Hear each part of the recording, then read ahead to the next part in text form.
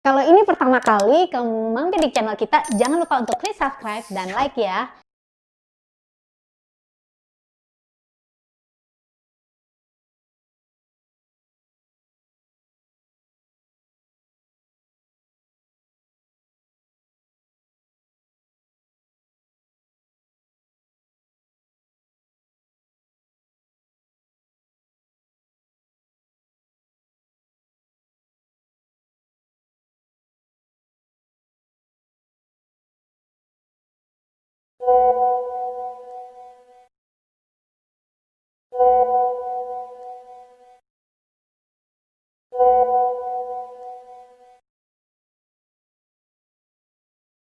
Nggak siap ketika situasi keuangan menuntut kita untuk mengeluarkan lebih dan memiliki pengeluaran lebih. That's the most dreadful feeling. Itu perasaan yang paling nggak enak.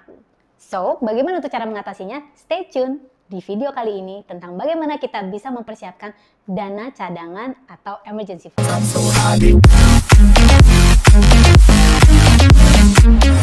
Halo sahabat Teta Omega, my Teta Family, ketemu lagi dengan saya. Kali ini kita akan membahas tentang mengapa dan bagaimana kita harus mempersiapkan yang namanya dana darurat atau emergency fund. Di video sebelumnya saya sudah pernah membahas tentang apa sih langkah-langkah yang harus kita lakukan ketika keuangan kita lagi ngedrop atau ketika income itu benar-benar turun atau bahkan nggak ada sama sekali. Salah satunya adalah dengan memanfaatkan yang namanya emergency fund atau dana cadangan kita. Kalau kamu belum pernah nonton video itu, jangan lupa ya untuk cek videonya di sini.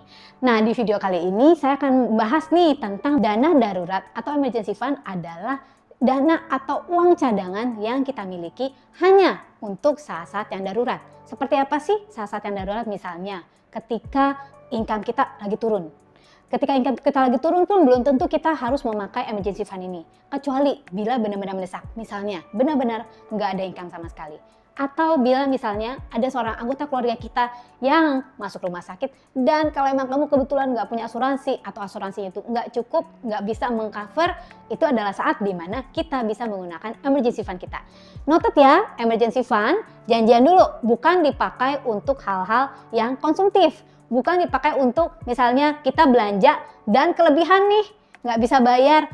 Nah itu sebenarnya adalah merupakan bagian dari tanggung jawab. Kalau bisa jangan pakai emergency fund itu untuk hal-hal seperti itu. Kenapa?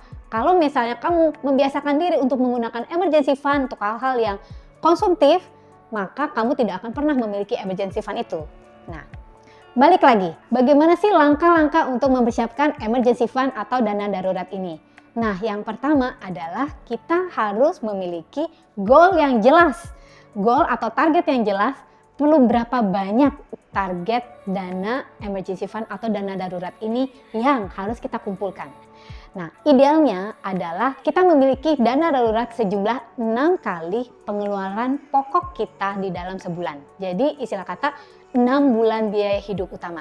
6 bulan biaya pokok utama ini bukan 6 bulan gaji kamu, ya. Belum tentu. Kenapa? Karena kadang-kadang gaji kita bisa lebih tinggi daripada biaya pokok. Biaya pokok adalah biaya-biaya utama, biaya-biaya nggak bisa dihindarin. Misalnya makan, untuk rumah, dan untuk cicilan, dan untuk keperluan-keperluan seperti transportasi dan komunikasi. Ya, kamu bisa nonton di video ini sebelumnya, apa sih yang disebut dengan biaya-biaya pokok itu sendiri. Nah, setelah kamu mengetahui ya jumlahnya, dan kita harus mulai dulu targetnya. Udah pasti kita nggak bisa langsung memiliki jumlah seperti saat itu. Mungkin yang bisa kamu targetkan adalah saya mulai dengan membangun emergency fund 1 bulan. Jadi sesuai dengan 1 bulan gaji, misalnya seperti itu. Bila misalnya gaji kamu 5 juta atau 10 juta, mungkin target kamu adalah saya membangun emergency fund sampai sejumlah itu dulu. Membangun dari kesuksesan-kesuksesan kecil. Kalau kamu sudah berhasil mencapainya, kamu move to the next target 3 bulan. Lalu move to the next target 6 bulan. Ya, so you got the idea. And then langkah berikutnya adalah biasakan untuk membuat budgeting atau perencanaan tentang keuangan kamu setiap bulannya. Nah, dari budgeting ini biasakan untuk menyisihkan emergency fund di depan sebisa mungkin. Artinya apa? Ketika kamu baru terima gaji atau kamu baru terima income, kalau kamu adalah seorang pengusaha mandiri atau misalnya pedagang, yang kamu lakukan adalah menyisihkan. Berapa jumlah yang akan disisihkan? Idealnya adalah 10%. Tapi kalau tidak memungkinkan, 5% pun masih oke. Kalau benar-benar nggak memungkinkan, bikin komitmen untuk jumlah tertentu. Misalnya, kalau emang cuma bisa 200.000 sebulan, 100.000 sebulan, why not? Just do it. 500.000 sebulan, just do it. Idealnya adalah 10% dari income kita, 5% minimum. Tapi kalau enggak, setidaknya melakukan dan memulai itu jauh lebih penting daripada jumlahnya itu sendiri. Oke, langkah berikutnya atau langkah yang ketiga adalah memisahkan uang ini dari yang lain. Artinya buka deh satu rekening baru untuk khusus emergency fund ini. Dan sebisa mungkin aksesnya ditutup atau di lock. Jadi misalnya kamu bisa masukin itu dalam deposito. Atau kalau uang kamu itu belum cukup untuk didepositokan, buka sebuah rekening yang ya sebisa mungkin biaya adminnya sedikit ya, atau biaya adminnya nggak ada sama sekali. Saat ini banyak bank-bank yang menawarkan tanpa biaya admin dan masih bisa dapat bunga ya lumayan lah, yang penting jangan berkurang ya. Dan di lock alias tutup semua aksesnya. Kalau itu ada ATM-nya kamu buang jauh-jauh, atau kamu simpen di mana, atau kamu titipkan kepada seseorang yang bisa kamu percaya. Kalau misalnya itu ada internet banking dan sangat mudah untuk memindahkan uangnya, usahakan untuk tidak membuka akses internet bankingnya.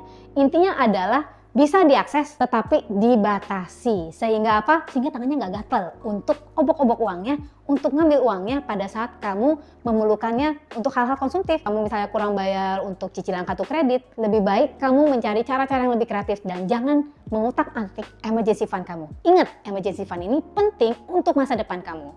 Nah, langkah selanjutnya adalah mendisiplinkan diri untuk melakukan semua langkah-langkah di atas. Kenapa? Karena disiplin diri ini sangat penting. Kalau kita cuma anget-anget tai ayam, hanya melakukan di depan aja, dan bulan kedua dan bulan ketiga kita bolong, dan kita nggak konsisten, emergency fund ini nggak akan pernah tercapai, right? So, semua dimulai dari diri sendiri. Kita belajar bertanggung jawab terhadap keuangan kita sendiri, terhadap masa depan kita. Di video berikutnya, kita akan bisa ngebahas tentang selain membudget emergency fund ini, apa sih hal-hal kecil yang kita bisa lakukan untuk menyisihkan uang lebih banyak untuk mempercepat tabungan kita. Baik itu untuk emergency fund ataupun untuk dana-dana yang lainnya. Kalau video ini bermanfaat untuk kamu, jangan lupa untuk klik share dan like, and kalau memang belum, jangan lupa untuk subscribe ke channel kita. Stay tune setiap hari Rabu dan Jumat karena kita akan terus menyajikan tips-tips keuangan tentang money and business di setiap hari Rabu, tips-tips kesuksesan dan manifestasi kesuksesan, dan di hari Jumat kita menyajikan video-video yang menginspirasi hidup kamu, membuat hidup kamu menjadi hidup yang lebih baik. Terima kasih, saya dengan Angelica Rial Savio. Don't forget to live extraordinary and live your life to the fullest.